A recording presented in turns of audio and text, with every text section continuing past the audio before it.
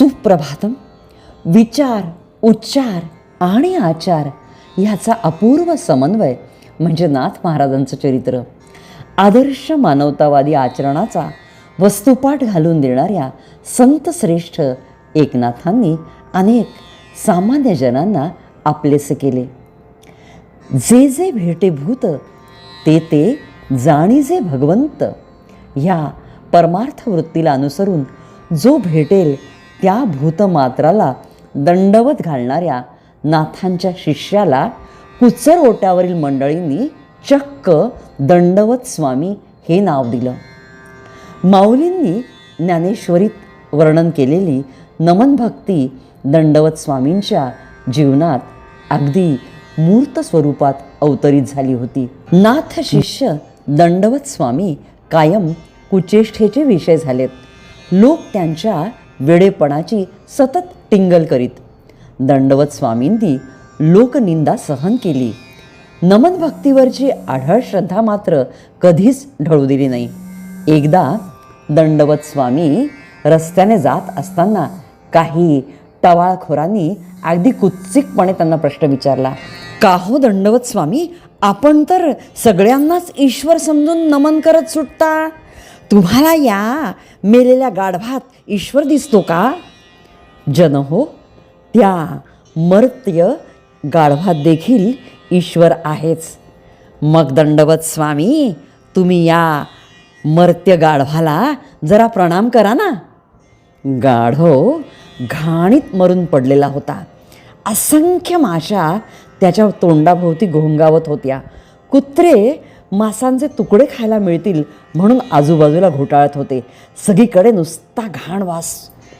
पण परम श्रद्धाळू दंडवत स्वामींनी अगदी श्रद्धेनं त्या गाढवाला प्रणाम केला. नमन भक्तीच्या परिपाके चमत्कारच घडला. स्वामींनी प्रणाम करताच ते मृत गाढव ताडकन उभं राहिलं आणि भराभरा चालू लागलं. टवाळखोरांची मात्र चांगली जिरली. त्यांना मेल्याहून मेल्यासारखं झालं.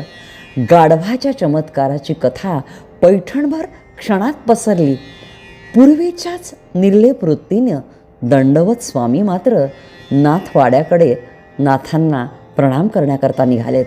नाथांना जेव्हा ही गोष्ट कळली तेव्हा ते म्हणाले, दंडवत स्वामी, सकलांमध्ये भगवत भाव पाहण्याच्या विशाल वृत्तीमुळे गाढवास आज जीवदान दिलं. नाथ महाराज, मृत प्राण्याला जीवदान देणारा मी तो कोण? जे काही घडलं ते आपुल्या कृपे. बाबा रे, तूच तर सिद्धी प्राप्त झाली आहे दंडवता. आता मात्र लोक तुला आप्त स्वकीयांना जिवंत करण्याच्या मागे लागतील. सिद्धीस अनिष्ट वळण लागेल आणि तू भगवंताला मात्र अंतरशील. नाथांच्या चरणी मस्तक ठेवत दंडवत स्वामी म्हणालेत, गुरुदेवा, कृपया आपण मजला तारा. या सिद्धीपासून आपण मज मुक्तता द्या. मज हे मोठे पण नको आहे. स्वामी, तू जर सत्वर समाधी घेशील ना तर ते तुझ्यासाठी श्रेयस्कर राहील बरं. गुरुदेवा, आपली आज्ञा मज शिरसावंदी आहे. पुनश्च नाथांना साष्टांग प्रणिपात करीत दंडवत स्वामींनी पद्मासन घातलं. दृष्टी अंतर्मुख केली. त्यांचे ज्ञानचक्षु उघडलेत आणि प्राणशक्तीनं ब्रह्मरंध्रात प्रवेश केला. जनार्दन स्वामींचं स्मरण करून दंडवत स्वामींच्या डोक्यावर हात ठेवीत नाथांनी जय जय राम कृष्ण हरी, जय जय राम कृष्ण हरी हा जप सुरू केला. डोक्यावर हात ठेवताच स्वामींची निर्विकल्प समाधी लागली. त्या दिवशी नाथवाड्यात कीर्तनास गर्दीच नव्हती.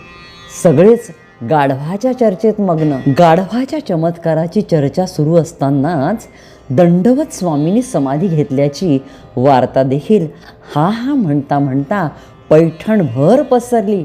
कुच्चर ओट्यावरील मंडळींना मात्र आयती सद्धी चालून आली.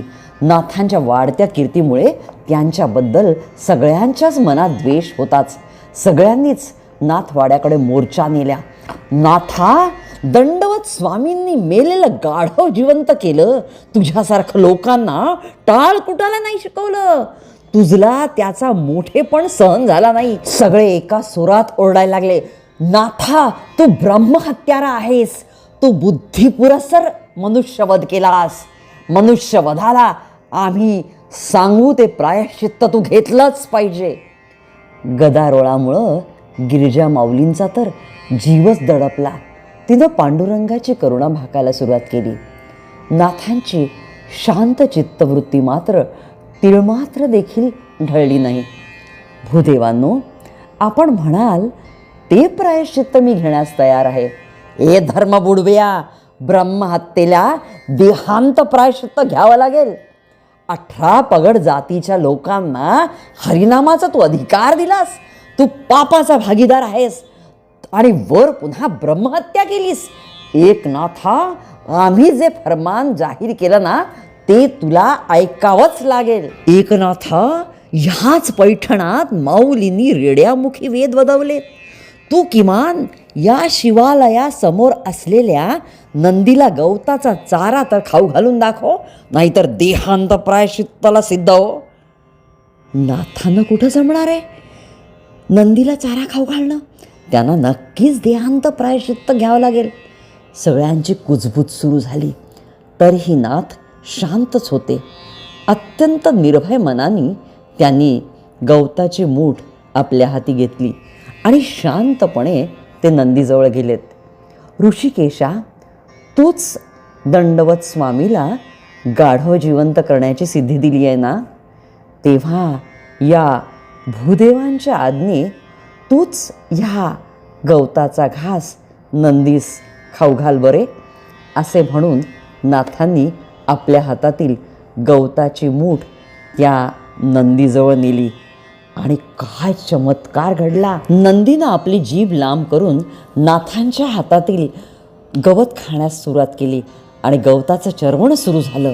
नाथांचा एक हात नंदीच्या मस्तकावर आणि चेहरा मात्र पूर्वीसारखाच शांत. जमलेल्या समुदायाला आता अवाक व्हावं लागलं. घडलेला प्रकार ते बघतच राहिलेत. नाथांना धर्मबुडव्या म्हणणाऱ्या सगळ्याच कर्मकांडी लोकांची चेहरे काय ठिक्कर पडलेत. कित्येकांनी मात्र भानुदास महाराज की जय, एकनाथ महाराज की जय असं म्हणत भराभर नाथांच्या पाया पडायला सुरुवात केली. नाथांनी शांतपणे नंदीच्या माथ्यावर स्नेहभरानं हात फिरवला आणि ते म्हणालेत, देवा, आता आपण देखील इथे थांबू नये बरं. आपणासही चमत्कारी साक्षात्कारी नंदी म्हणून खूप त्रास सहन करावा लागेल. कृपया जलसमाधी घ्यावी. नाथांचे शब्द पूर्ण होतात न होतात तोच तो पाषाणाचा नंदी ताडकन उठला आणि गोदामाईच्या पात्रात जाऊन त्यानं जलसमाधी घेतली. आजही पैठणला दंडवत स्वामींच्या शेजारी पाषाण नंदीची समाधी आपल्याला बघायला मिळते आणि पैठणकरांना या दोन्ही समाध्या पूजनीय आहेत.